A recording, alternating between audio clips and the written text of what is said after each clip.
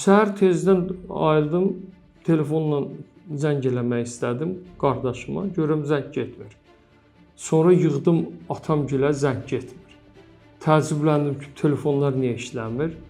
Nəsə televizor açdım, baxdım ki, orada belə gedir ki, bir neçə saat sonra, bir neçə dəqiqə sonra Azərbaycan Respublikasının prezidenti xalqa müraciət edəcək. Kütləvi bir informasiya bizə də gəldi, çatdı və biz də birinci vətəndaş olaraq buna həm qürurlandıq, həm də eyni anda bir həyəcan oldu. İlk günü gəldik hospitala. Axşamı idi, artıq qaranlıq idi. Respublika Diaqnostika Mərkəzinin rəhbərliyi həm tibbi təchizat olaraq, həm personel olaraq çox böyük dəstək verdi. Qərara gəldi ki, biz daha önə və ilk xidmət göstərilən məntəqələrdə fəaliyyət göstərək. Ən qürur verici hisslərdən biri o idi ki, ən çox eşitdiyimiz cümlələrdən bizim yaralanmış zabitlərimizdən, əsgərlərimizdən biri o idi ki, vətən sağ olsun. Hamısında, necə deyim, canfəşanlıq, öz yarasını unutsun, dostu haqqında məlumat alsın, bəs filan kəs necə oldu? Mən çox normal, rutin həyatımızda xəstə kontingentində görmədiyimiz ünsiyyətləri orada gördüm. Bu məni çox təsirləndirdi. Biz artıq o yaranı işləyirdik, amputasiyanı daha düzgün eləyirdik ki, gələcəkdə protez və s. istifadə edə bilsin. Biz buna dedik ki, axı bəs sənin indi qolun amputasiya olur, yəni sən bu saat durumun yaxşı deyil, digər zədələnmələrin var, sən bu saat indiki dövrdə bir qolla nə edəcəksən? Dedi, heç olmasa bir əlimdən sursat daşıyaram, su daşıyaram hərbiçi yoldaşlarım. Təkrar bir neçə gün sonra yaralanıb bir daha qarşımıza gələn bizim zabitlər oldu. 36-cı dəfə əməliyyata girən, 36-cı narkozunu alan bizim qazilərimiz oldu. Allah hamısına can sağlığı versin. Çox sevincliyəm ki, bu 44 günlük müharibədə biz zəfər çaldıq. Özəlliklə biz hərbi həkimlər olaraq məni narahat edən məsələlərdən biri də ondan ibarət idi. Biz hər gün dəqiqə biz işğaldan azad etdiyimiz torpaqları biz xəritədə baxırdıq. Prezident bizə dedikcə biz də bir flomasterlə onları nöqtələyirdik.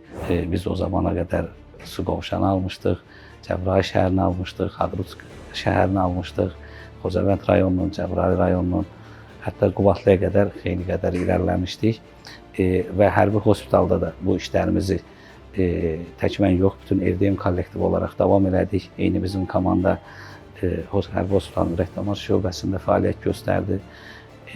Təxminən belə deyim, yanvar ayının əvvəllərinə qədər bizim hələ də yaralılar, qazilər üzərində əməliyyatlar davam eləyirdi. Həkimlər də məncə bu ordunun döyüşçüləri. Biz öz döyüşümüzü aparırdıq, hərbiçilər öz döyüşünü aparırdı. Hətta mən sizə deyim, müharibə bitəndən sonra da bizim döyüşlər bitməmişdi. Müasir savaş cərrahisinin fərqi yaralamalarının daha çox partlayış, qəlpə və kütləvi olması idi. Mərmi düşüb, birdən bir 10-20-yə yaxın əsgərin zədələnməsi var. Onlar gəlirlər, məsələn, tomoqrafiyaya düşürlər. Tomoqrafiyada görsənən budur ki, yumuşaq toxuma zədələnməsidir. Daxili orqanlar, həyati vacib orqanlarda zədə yoxdur.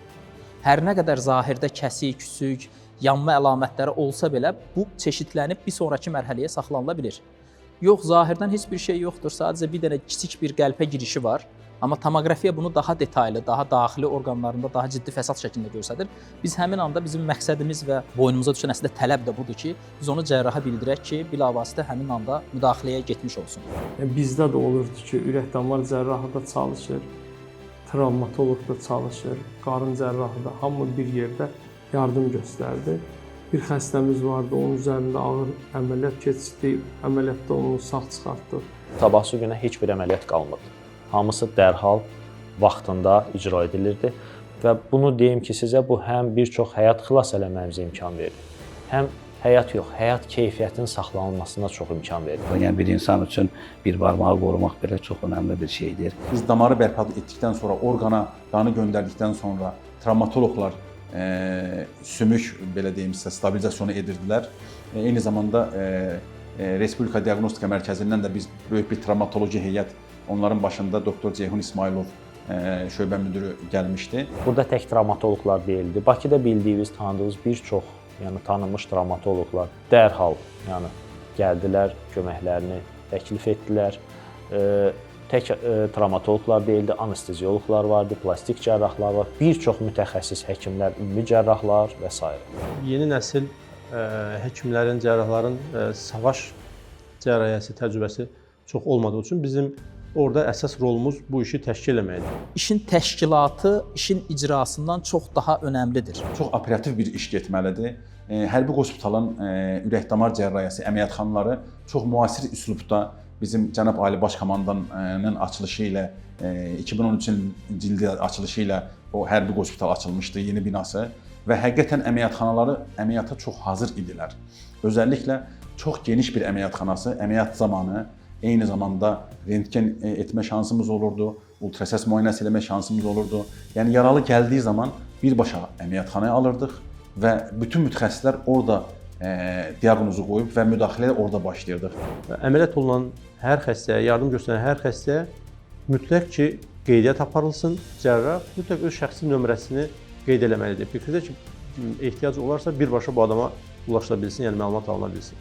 Və epikrizlərin, o dönəmin epikrizlərin bir çoxunda həmin həkimlərin şəxsi telefon nömrələrini də görə bilərsiniz. Və səhər açıldı, yoldaşım tərəfindən gözəl bir xəbər oldu. Bir onu bildim ki, millət bayraqlarındadır, bulvardadır. Çox böyük qürur hissi ilə təbii ki, insanlara qatıldım və mən çox sevinirəm və xoşbəxtəm ki, belə bir zamanədə Azərbaycan vətəndaşı olmaq hər bir zamanədə gözəldir, amma bu perioda düşmək çox böyük qürur verici bir andır mənim üçün. Hərbi formamı 8 noyabr zəfər günü geyindim təkrar. Ayın təxminən 12-sində Bakıdan gələn ekiplər qayıtmağa başladı. Biz bura döndüyümüzdə artıq bura göndərdiyimiz xəstələri axtarmağa başladıq. Bizim xalq elə bir yumruq kimi, həqiqətən dəmir yumruq kimi hamısı birləşib düşmənin cavabını verdilər. Tarixi bir gündə Azərbaycan xalqına bu müjdəni vermək mənim həyatımda bəlkə də ən xoşbəxt günlərindən biridir. Əziz Şuşa, sən azadsan. Əziz Şuşa, biz qayıtmışıq. Əziz Şuşa, biz səni dirçəldəcəyik. Şuşa bizimdir. Qarabağ bizimdir. Qarabağ Azərbaycandır.